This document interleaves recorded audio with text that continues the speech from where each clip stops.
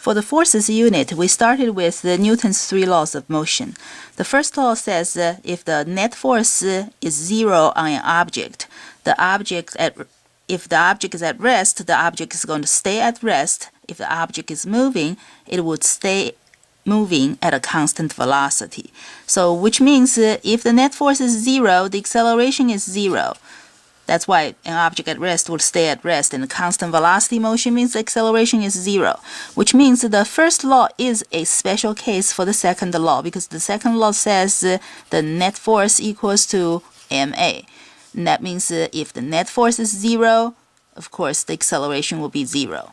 And what's important is that the net force and the acceleration, they are vectors, and the mass is always a positive number. That means the net force and acceleration, they always have the same signs. That means the net force and acceleration, they are always in the same directions. Okay, then number 3, the third law is the one that says for every action force, there is an equal and opposite reaction force. So for example, the Earth pulls on this pencil with gravitational force. The pencil pulls back on the Earth with gravitational force. Which of the two pulls harder? They pull with equal amount of force. Because the force exerted on the pencil by the Earth and the force exerted on the Earth by the pencil, they are a pair of action and reaction forces. So they are always equal and opposite. So they pull on each other with the same amount of force but in opposite directions. In this unit, for most of the problems, we follow the same problem-solving procedures. So for problem-solving procedures, the first thing is we draw a force diagram. Draw all the forces acting on, or all the relevant forces acting on an object. And we have non-contact forces, forces that do not require contact to exert the force on the object. The non-contact forces we have will be gravitational force. So in mechanics, gravitational force will be it. And then later on, we've learned about the electric force and the magnetic force. They do not require contact either. And then all the other forces, they require contact. That means when you draw the force diagram, you just have to look at the object and see what the object is touching. That means you'll be able to find the contact force. And then, of course, you still have the non-contact force for the mg. And the contacts, we have contact can be a string. A string gives us tension. We use capital T or F sub T for tension. A string can only pull, so the string's tension is always a pulling force. And we can have contact surface. A contact surface can give us two different kinds of forces.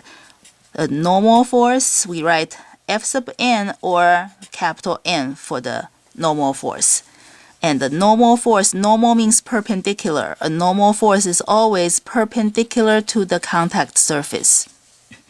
And the normal force is always a pushing force. A contact surface can only push, it cannot pull.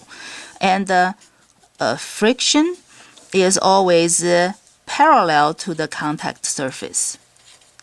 And the friction is against either the sliding motion or the tendency to slide.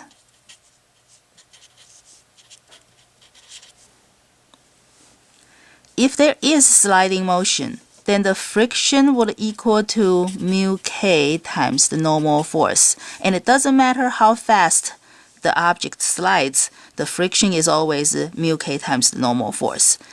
Now, if the object only has a tendency to slide, it is not sliding, then the friction is not kinetic. It is a static friction. For static friction, things can be a bit trickier because for static friction, what we can find using this equation, mu s times the normal force, is the maximum possible friction.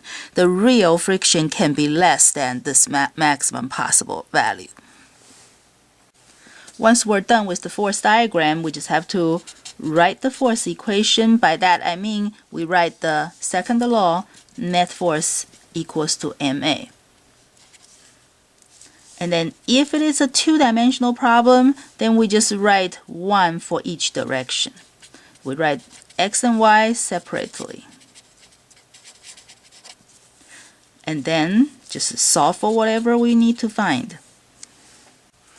We've done these elevator problems. Let's say this person with mass m is inside an elevator, and then say the elevator has an upward acceleration. And then we want to find the person's apparent weight. Apparent weight is not the person's real weight, so it's not necessarily equal to mg. Apparent weight is how heavy this person feels he or she is. That means the apparent weight is how hard this person pushes down on the floor.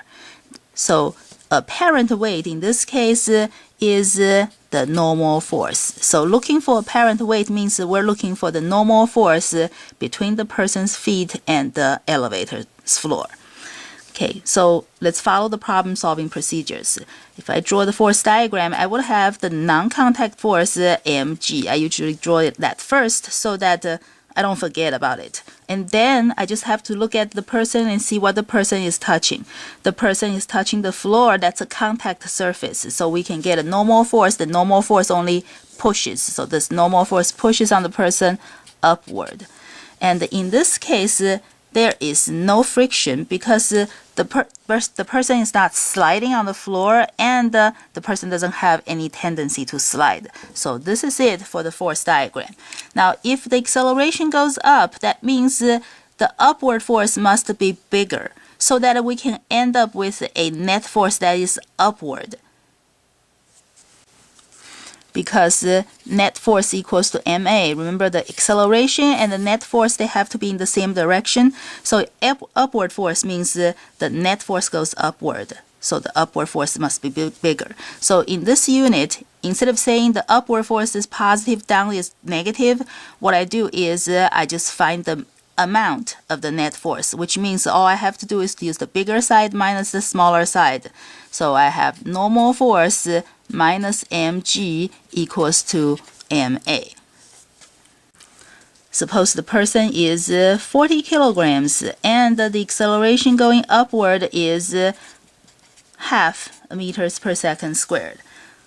Then let's see, the normal force minus the mg for 40 kilogram person, the mg will be 400, and that equals to 40 times 0.5.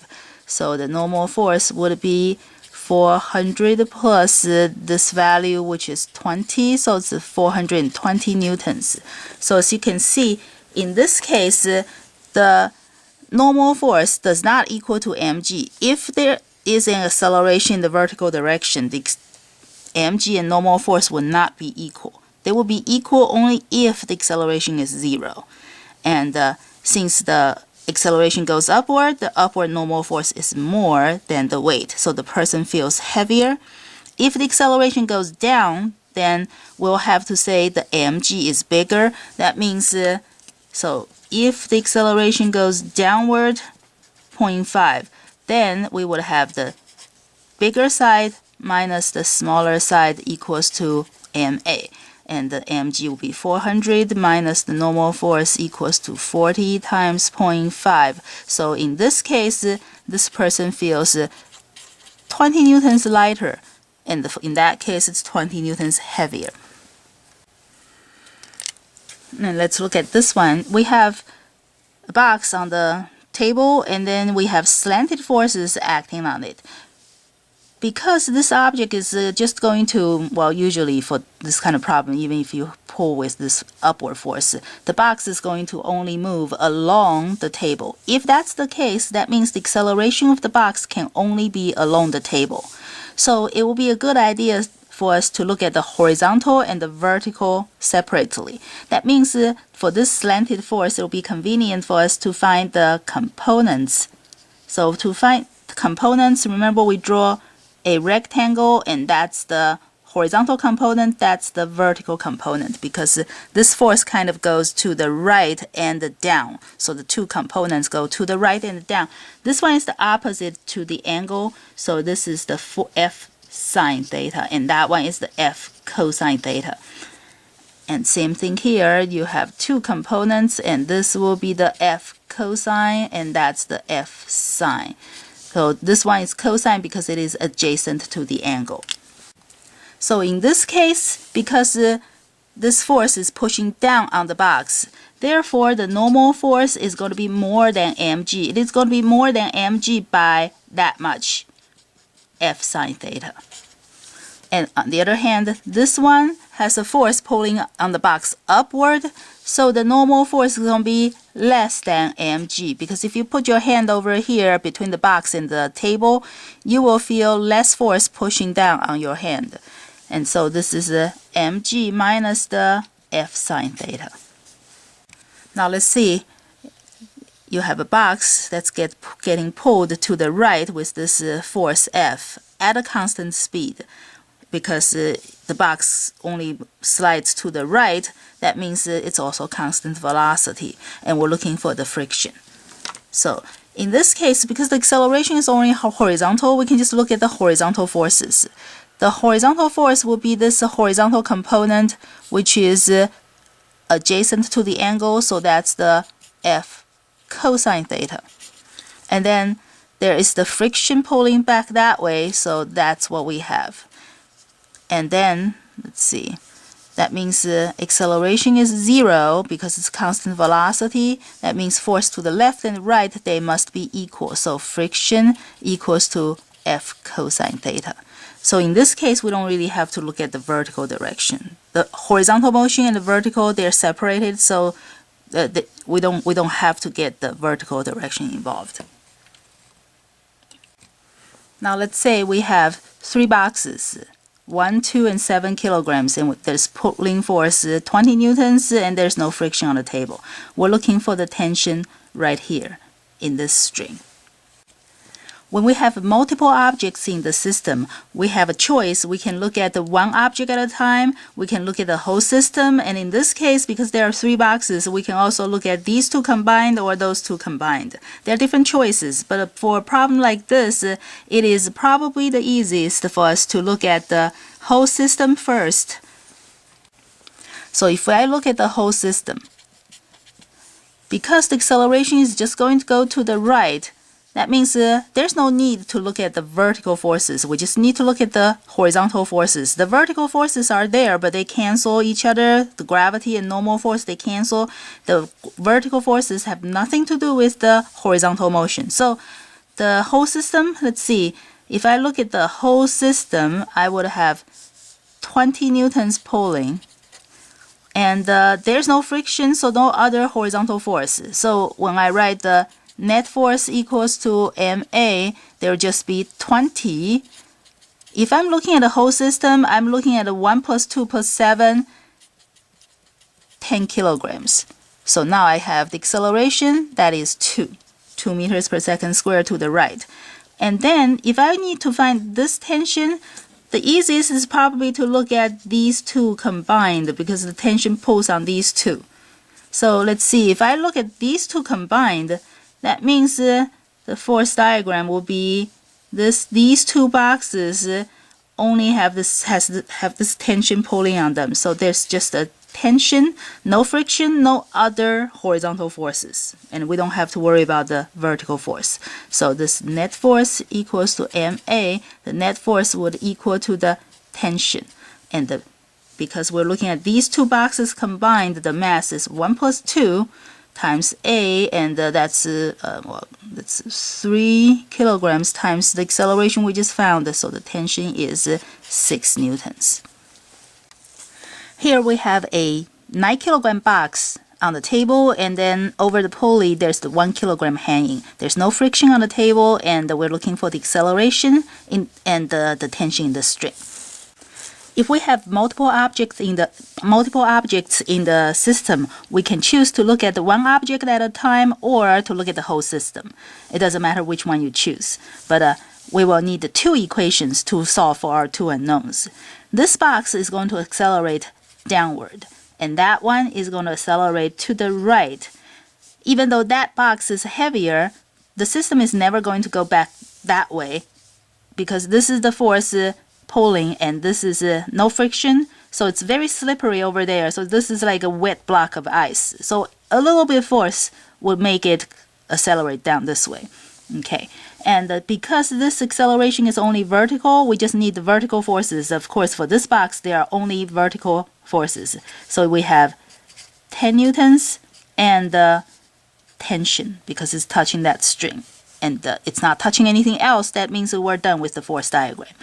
Okay, now I'm just looking at this box and that separately. For this one, I have only the horizontal acceleration. That means I only need to look at the horizontal forces. The vertical force, mg, and normal force, they have nothing to do with this horizontal acceleration. So we just need the horizontal force, tension.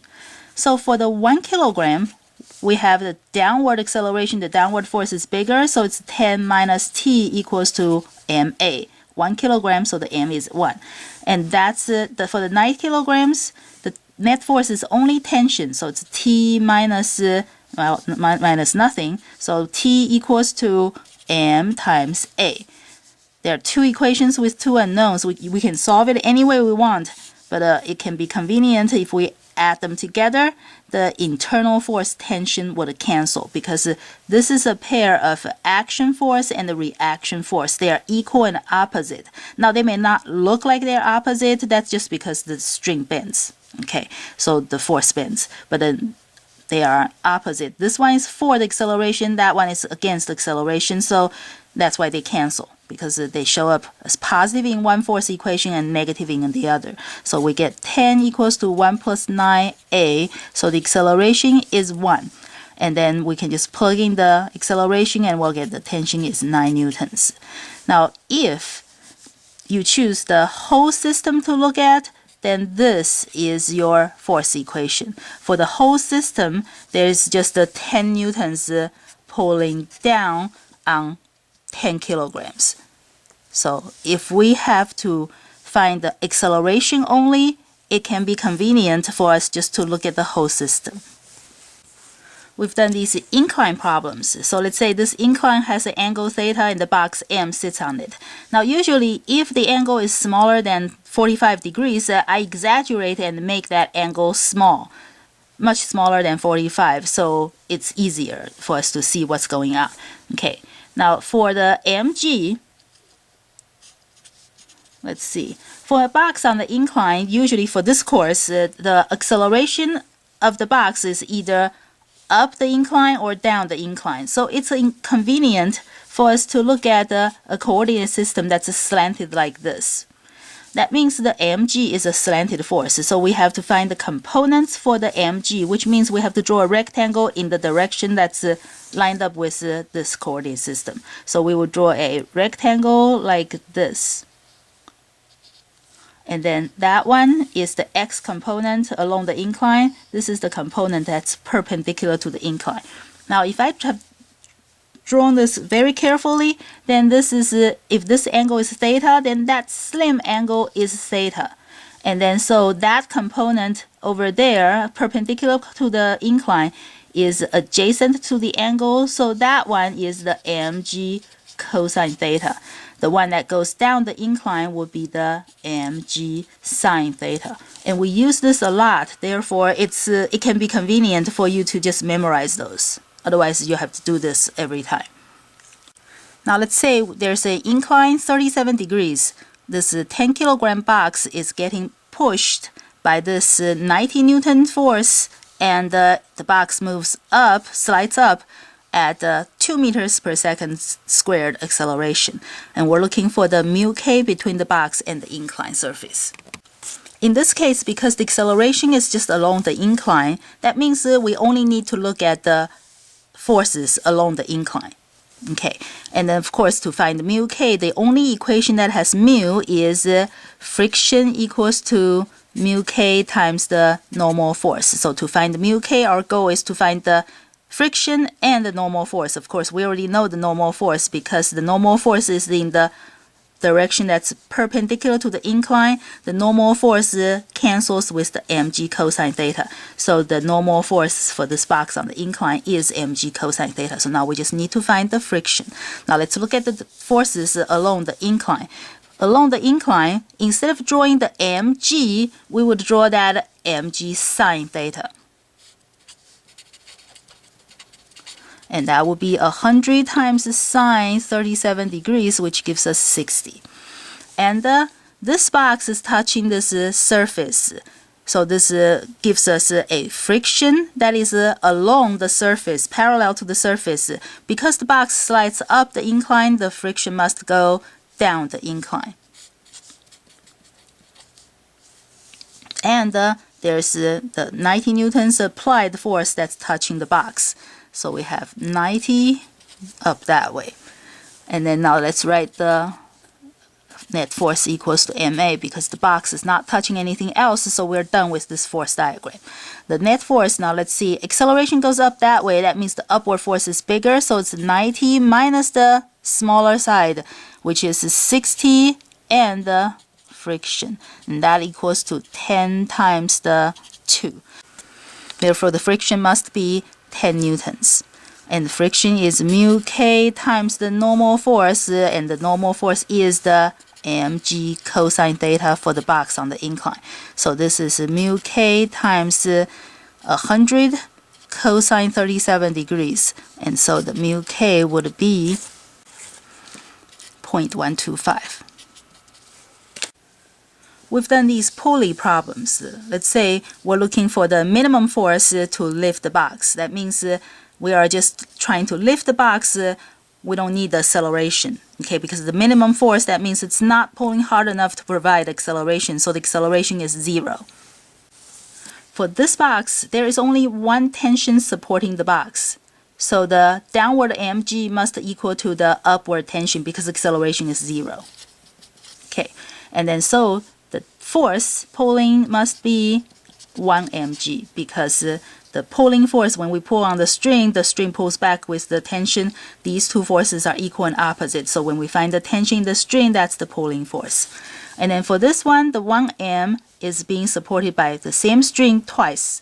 So the force is half mg. And then for this one has two strings, so we have to separate the two strings because the two strings, they have different tensions. So the first string is touching the box. This box is moving with the pulley. So it'll be convenient to look at the box and the pulley as one system. So they together touch the same rope twice.